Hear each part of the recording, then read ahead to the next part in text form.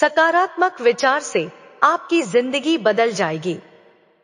मित्रों, परिवार के नकारात्मक लोगों से कैसे दूर रहें और अपने बारे में निंदा सुनते हुए भी उसमें सकारात्मकता का भाव कैसे रखें, इसके विषय पर एक गहरा रहस्य है। नकारात्मक विचार सुनते हुए भी सकारात्मकता से कैसे रहें, आज हम एक कहानी के माध्यम से जानेंगे और नकारात्मक विचारों और नकारात्मक लोगों की पूरी जानकारी हम आज आपको सुनाएंगे। मित्रों, नकारात्मकता क्या है? क्या आप किसी भी चीज के बारे में अच्छा महसूस नहीं कर रहे हैं, थका थका सा महसूस कर रहे हैं? हमारे जीवन में दिन प्रतिदिन होने वाली विभिन्न घटनाओं और परिस्थितियों के कारण हमें नकारात्मक विचार आने शुरू हो जाते हैं। यह भय, क्रोध और निराशावादी सामान्यतः नकारात्मकता कहा जाता है। बहुत से लोग अक्सर भविष्य की चिंता में अतीत की घटनाओं को याद करने और आमतौर पर जीवन में बिताए बुरे वक्त पर ध्यान केंद्रित करके समय बिताते हैं। यह नकारात्मक या अवांछित विचार चिंता और उदासी का कारण बनते हैं और हमारी ऊर्जा को कम करते हैं।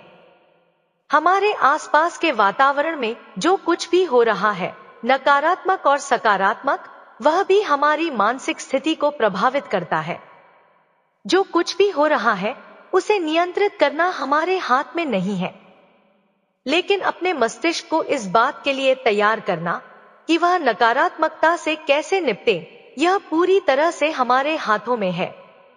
निरंतर अभ्यास से नकारात्मक सोच पैटर्न को उन विचारों से बदला जा सकता है जो सुख और खुशी देते हैं।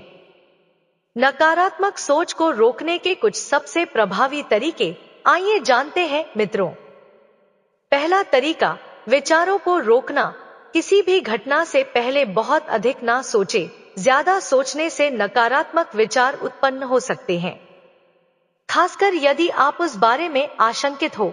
स्थिति को आने दें और पहले से चीजों के बारे में धारणा ना बनाएं। नकारात्मक स्थिति की कल्पना ना करें। जब आपको लगे कि नकारात्मक विचार आपके दिमाग में प्रवेश करने लगे हैं, तो उन्हें रोकने का प्रयास करें। यदि आप अकेले हैं तो आप इसे जोर से बोलकर रोकने का प्रयास कर सकते हैं। नेगेटिव विचारों को रोकने के लिए अपनी सोच की दिशा बदले। आप 100 से 1 तक उल्टी गिनती गिनना शुरू कर सकते हैं। दूसरा तरीका, गहरी सांस लें। जब कोई बुरा विचार अचानक आपके मस्तिष्क में आ जाता है तो चिंता या घबराहट होना स्वाभाविक है, लेकिन विचार को लंबे समय तक ना बने रहने दें और उसे रोकने के लिए 30 सेकंड तक 5 गहरी और लंबी सांसें लें। तीसरा तरीका, सकारात्मक वाक्य दोहराएं। पॉजिटिव एफर्मेशंस का उपयोग विभिन्न तरीकों से किया जा सकता है। इन्हें उसी तकनीक से अपना सकते हैं जैसा कि नेगेटिव विचारों को रोकने के लिए अपनाया जाता है। दूसरे शब्दों में, जैसे ही आपको लगता है कि एक नकारात्मक विचार आपके दिमाग में आ रहा है, आप एक पॉजिटिव बात दोहराएं, जैसे कि मैं यह कर सकती हूं या मैं मजबूत हूं इत्यादि। जैसा कि हम जानते हैं कि हमारे पास चेतन और अवचेतन मन है। अवचेतन मन बहुत शक्तिशाली है।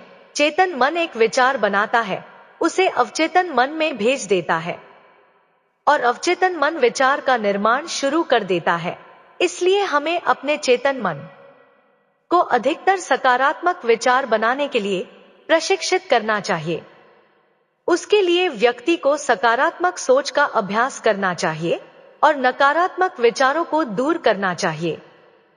जल्द ही मन केवल सकारात्मक विचारों को जारी करना शुरू कर देगा। चौथा तरीका, सभी परिस्थितियों को स्वीकार करने का अभ्यास करें। सभी प्रकार की परिस्थितियों को शांति से स्वीकार करना चुनौतीपूर्ण होता है, लेकिन यह महत्वपूर्ण है।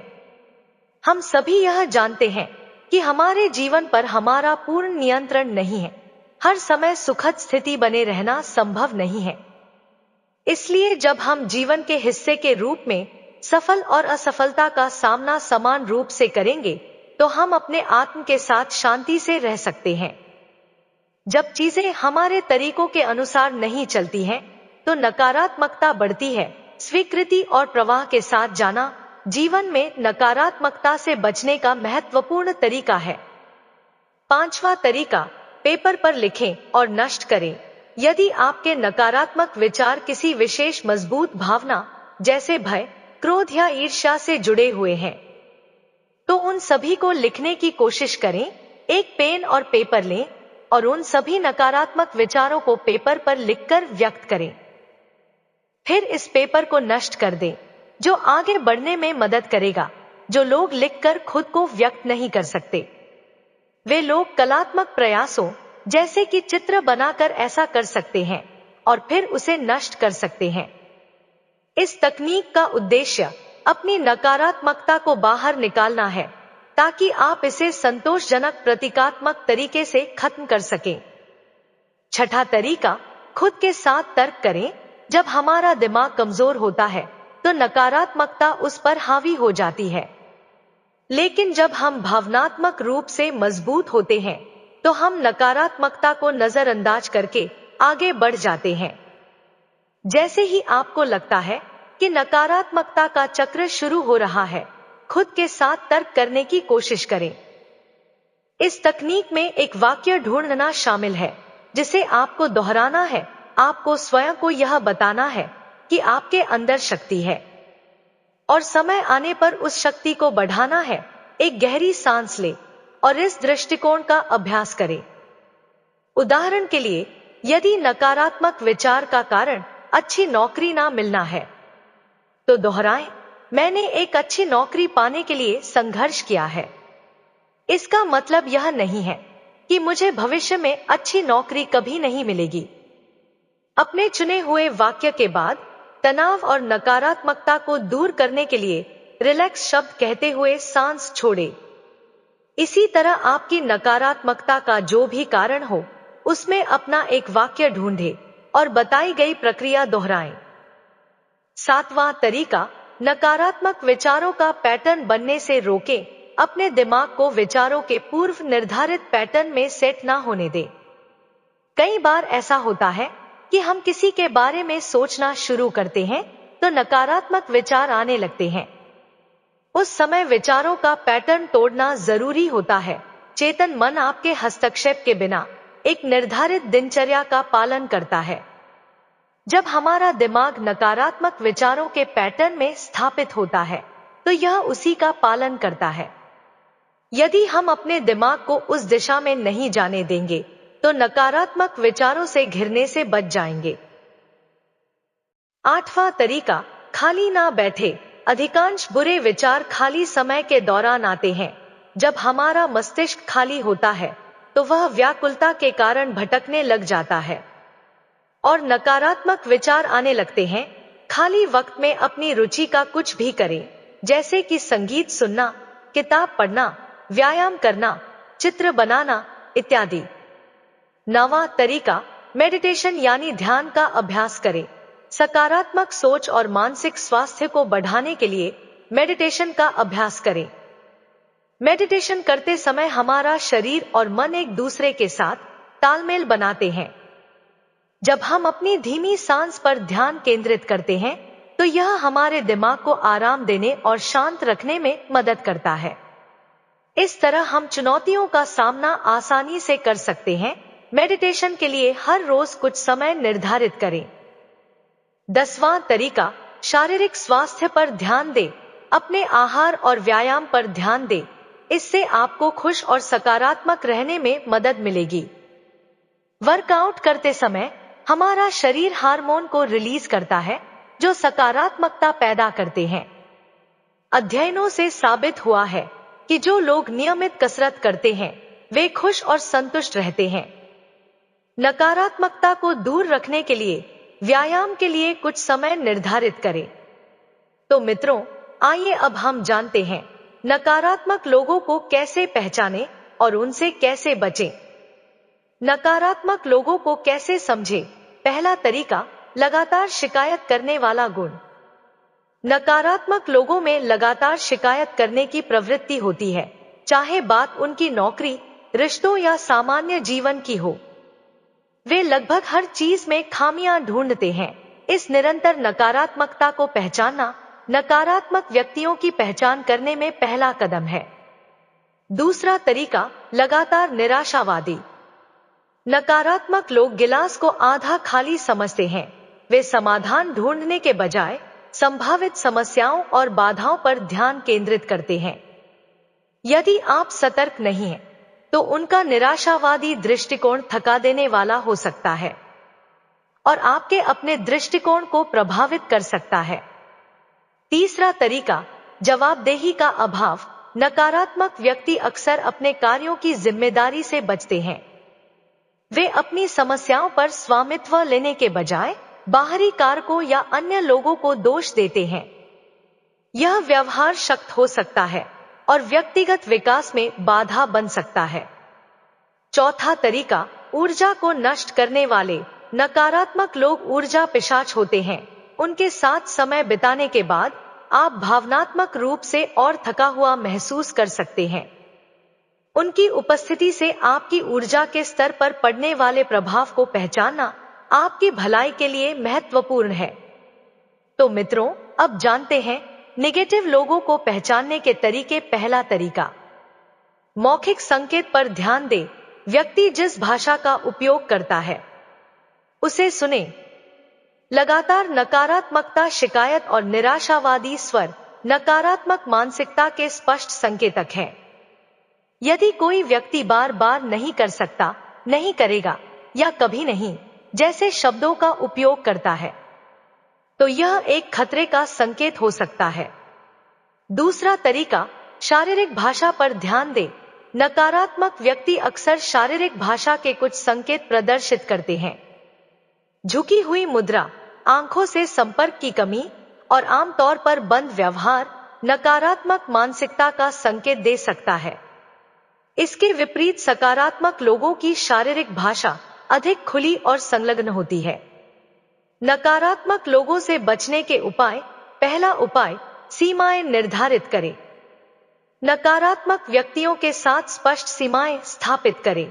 अपनी सीमाएं बताएं और बताएं कि आप लगातार नकारात्मकता बर्दाश्त नहीं करेंगे। यह आपके रिश्ते में एक स्वस्थ गतिशीलता बनाने में मदद कर सकता है। दूसरा उपाय, अपनी लड़ाई चुनें। हर लड़ाई लड़ने लायक नहीं होती। नकारात्मक लोग आपको अपने नाटक में फंसाने की कोशिश कर सकते हैं।